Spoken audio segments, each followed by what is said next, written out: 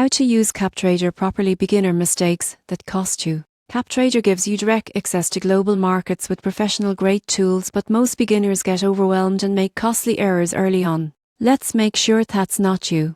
The first mistake is skipping demo mode. CapTrader's platform can look intimidating, but practicing in demo mode first helps you understand order types, charts, and execution speeds without risking real money. The second mistake is using market orders by default. In fast-moving markets, that can lead to poor entry prices. Learn to use limit orders. They give you control over what you pay. Another mistake: ignoring margin settings. CapTrader allows leverage, but beginners often activate it accidentally. Margin amplifies both gains and losses, so make sure you're trading cash only unless you fully understand the risks. Pro tip: use the Trader workstation for advanced analytics, but switch to the CapTrader when you just need simple execution. It keeps things clean and efficient. And here's what most people get wrong: they focus only on trades, not on portfolio performance. CapTrader's reporting tools let you analyze returns by region, currency, or asset class.